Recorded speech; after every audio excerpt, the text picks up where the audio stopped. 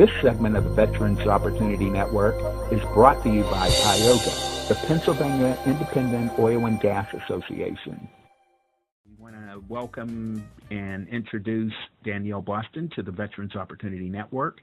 Danielle is the Director of Public Outreach for the Pennsylvania Independent Oil and Gas Association and is responsible for creating and implementing the outreach strategy for the association's workforce and economic development initiative. Danielle is going to explain why veterans should view development of the Marcellus Shale as a tremendous opportunity for their economic improvement opportunities.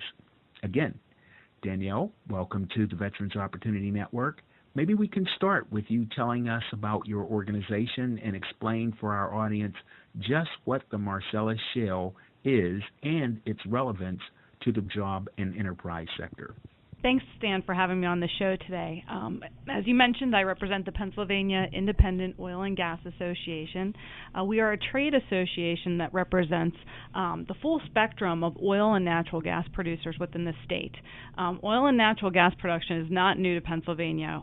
We have been producing oil and natural gas for about 150 years, starting back from Colonel Edwin Drake's first well discovery in Titusville, Pennsylvania. So long history here in Pennsylvania, but what we do have is really a rebirth of an industry with what this new, what they call unconventional natural gas find, this shale gas that they are now able to tap into, called the Marcellus Shale. So many people have heard of this. It's been a very hot topic. It's pretty much the number one news story that's been covered throughout the state, and also not only within Pennsylvania but nationally and also globally. This Marcellus and the natural gas find that we have here has really been, a focus of a global effort here. Well, two things. First of all, what is the Marcellus Shale?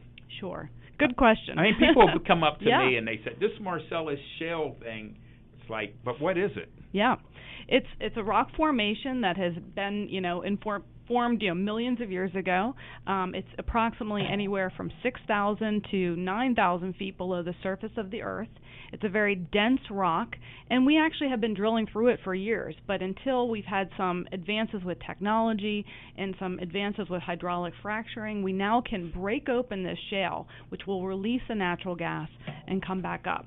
The Marcellus Shale has been, again, like I said, known for millions of years. But again, they've really analyzed. It's a very large formation. It's about 95,000 square miles.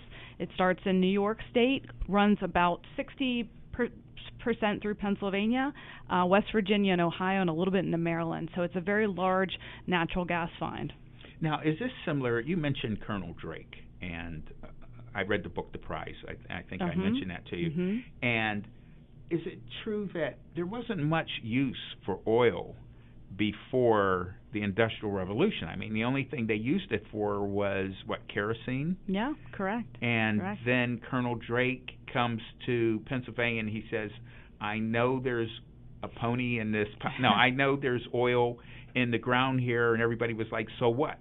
Mm-hmm. And he kept drilling. But tell us the impact of finding oil in this region. Well, it's obviously created our modern world.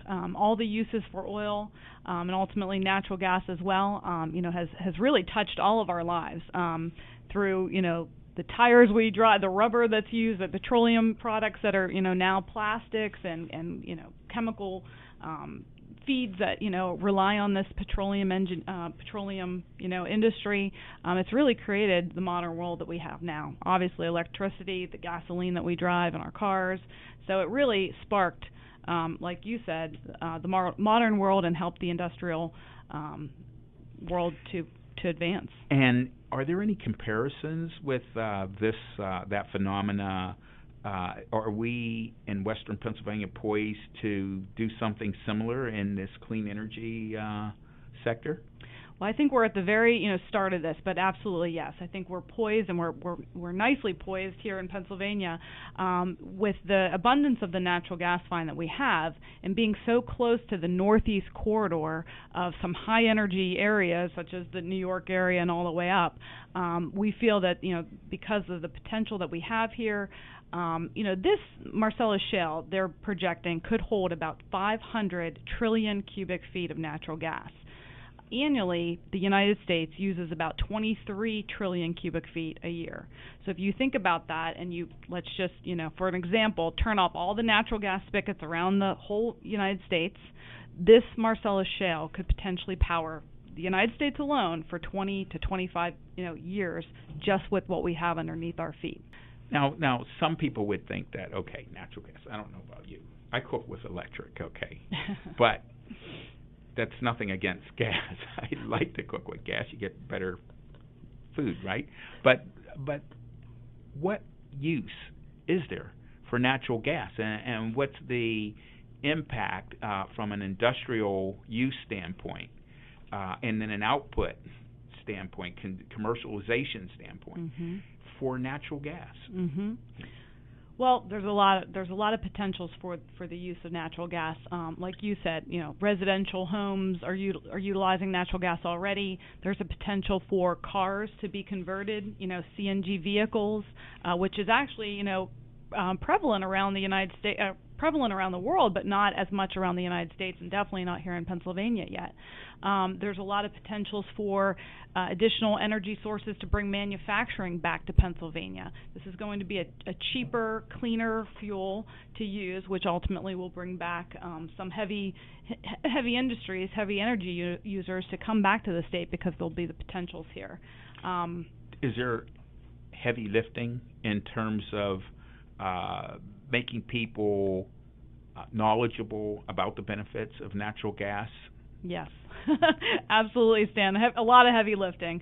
That's part of our job right now, is to really talk about the potentials of the industry and talk about what we need to do in order to get there. We have to do a lot of, and this is really at a DC level, really switching and looking at our energy portfolio and saying, how can we, build that infrastructure to maybe have more natural gas vehicles, or maybe quickly converting some of the fleet operators, such as the busing systems, the FedEx companies, the local delivery companies, to maybe quickly switch over to natural gas. But again, you have to have that infrastructure built. There's a lot of discussion and some vision of maybe having natural gas fueling stations along the turnpike. That would be helpful. And again, just continuing to think through all the new options that we have with this cleaner burning fuel. You're listening to the Veterans Opportunity Network. I'm your host, Stan Richardson, along with our very own Deborah Contrell, and we are speaking in the studio with Danielle Boston. Danielle is the Director of Public Outreach for the Pennsylvania Oil and Gas Association, and is responsible for creating and implementing the outreach strategy for the association's workforce and economic development initiative. Right after this break, Danielle will explain for us why the oil and gas industry believes that veterans are well positioned to secure jobs and supplier contracts in relationship to the ongoing development of the Marcellus Shale. So I'd like for you to stay tuned, and we'll be right back. We'll be right back. You're listening to the Veterans Opportunity Network.